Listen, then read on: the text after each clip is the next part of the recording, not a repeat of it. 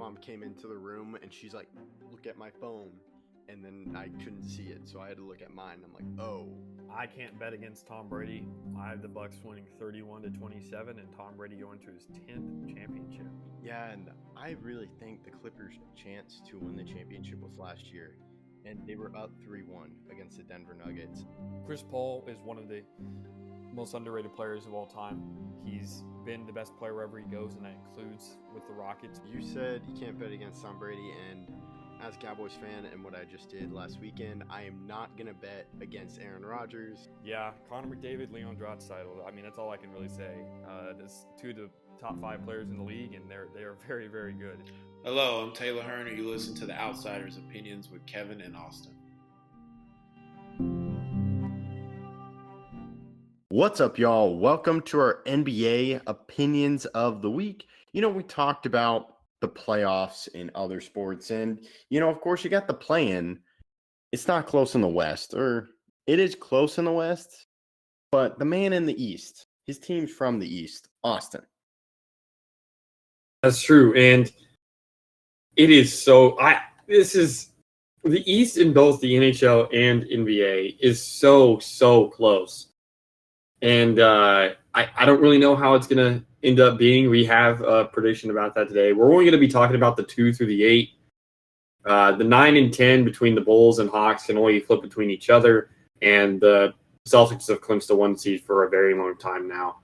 But before we get to any predictions, I would like to just quickly mention the tiebreakers. So the Bucks have tiebreakers over the Knicks and Heat.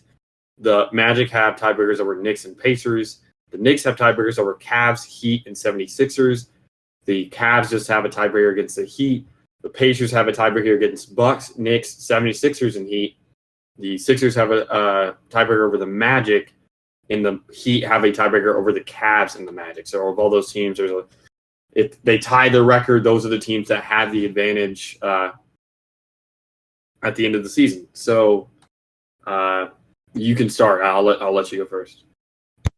Yeah, so given the Bucks the injury with Giannis, and I think they should be really careful. Apparently, it's a calf strain, but it's also close to the Achilles. I think they're going to take a lot of time, and the Bucks really aren't a lot without Giannis because Dame is struggling. So I have the Knicks getting the 2 seed. Then I have the Bucks with 3. I still think they do enough, so where the Magic can't get the 3, so Magic are at 4, Cavs at 5, Pacers at 6, and then I have the Heat going to 7, and then the Sixers at 8. Okay, I think the Cavs will win out. I think the Cavs they play Memphis, they play Indiana, and they play Charlotte. I think they go 3-0. I think the Bucks end up losing their last 3 games, and 2 of those games are against the Magic.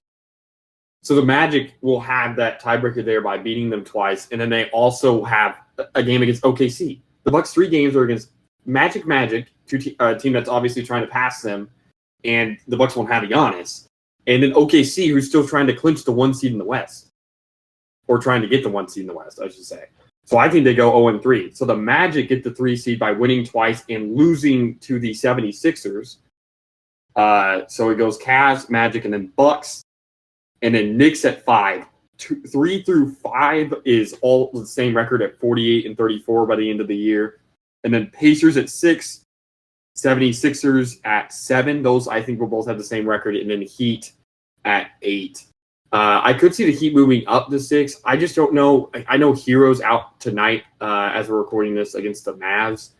And they have some other injuries. So I just don't know if they're going to play it safe, knowing, again, how well they can play once they get into the playoffs. And 2 through 8 are obviously so close that I think the Heat are going to do all they can in that 7-8 game to win so that they can play the Cavs, because that's a much easier matchup than this Celtics team.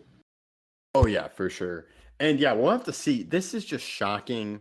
So, yeah, I think we could totally see it happening, of like chaos happening where you have Cavs at 2 and then the Bucks falling and the Knicks falling. We'll just have to see. But yeah, no, this is wild.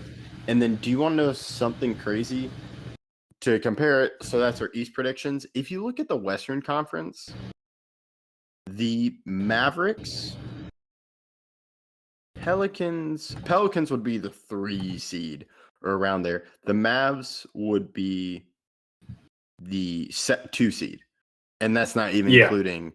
And the Mavs are at the 5 seed, which is pretty much set. So, but it's still competitive in the East.